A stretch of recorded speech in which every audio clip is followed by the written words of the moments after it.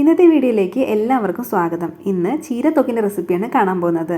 ഞാനിന്നിവിടെ എടുത്തിരിക്കുന്ന ചീര ചുമപ്പ് പൊന്നാങ്കണ്ണി ചീരയാണ്. വീട്ടിൽ തന്നെ ഉണ്ടാക്കിയെടുത്തിട്ടുള്ള ചീരയാണിത്. അപ്പോൾ റെസിപ്പിയിലേക്ക് പോകുന്നതിന് മുമ്പായിട്ട് ഈ ചാനലിനെ കുറിച്ച് ഞാനൊന്ന് പറയാം. ഈ ചാനലിൽ 2 മുതൽ 4 മിനിറ്റ് ദൈർഘ്യമുള്ള കുക്കിംഗ് വീഡിയോസാണ് ഇടാറ്. ചാനൽ നോക്കിയിട്ട് ഇഷ്ടപ്പെടുകയാണെങ്കിൽ സബ്സ്ക്രൈബ് ചെയ്യുന്ന കാര്യം ഒന്ന് പരിഗണിക്കണേ. ഇതാണ് നമ്മുടെ ചീര. ഈ ചീരയുടെ തണ്ടൊന്നും നമുക്ക് ആവശ്യമില്ല, ഇല മാത്രമേ വേണ്ടുള്ളൂ.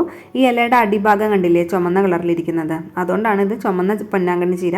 പച്ച പൊന്നാങ്കണ്ണി ചീര ഉണ്ട് കേട്ടോ. ഇപ്പം ഇതിൻ്റെ ഇല മാത്രം ഞാൻ അടർത്തി എടുത്തിട്ട് കഴുകി വൃത്തിയാക്കി കൊണ്ടുവന്നിട്ടുണ്ട്.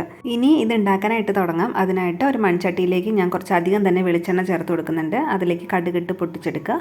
അതിനുശേഷം ഉഴുന്നുപരിപ്പ്, ജീരകം, വറ്റൽമുളക്, കറിവേപ്പില എല്ലാം ഒന്ന് മൂപ്പിച്ചെടുത്തതിന് ശേഷം തൊലി കളഞ്ഞു വെച്ചിരിക്കുന്ന വെളുത്തുള്ളി ചേർത്തിട്ട് അതിൻ്റെ കളറൊന്ന് മാറാൻ തുടങ്ങുമ്പോഴത്തേനും അരിഞ്ഞു വെച്ചിരിക്കുന്ന സവാള ചേർത്തിട്ട് നന്നായിട്ടൊന്ന് വഴറ്റിയെടുക്കുക. സവാളയുടെ കളർ മാറേണ്ട ആവശ്യമൊന്നുമില്ല.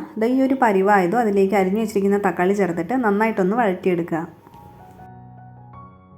ഇത്രയും മതിയാവും. ഇനി ഇതിലേക്ക് പൊടികളൊക്കെ ചേർത്ത് കൊടുക്കാം. അതിനായിട്ട് മഞ്ഞൾപ്പൊടി, മുളക് പൊടിയും കുരുമുളക് പൊടിയും ചേർത്തിട്ട് അതിൻ്റെ പച്ചമണം പൊണോടം വരെ ഒന്ന് ഇളക്കി കൊടുക്കുക. അതിനുശേഷം ഞാൻ ഈ വൃത്തിയാക്കി വെച്ചിരിക്കുന്ന പൊന്നാങ്കണ്ണി ചീര ചേർത്ത് കൊടുത്തിട്ട് നന്നായിട്ടൊന്ന് ഇളക്കി യോജിപ്പിക്കുകയാണ്.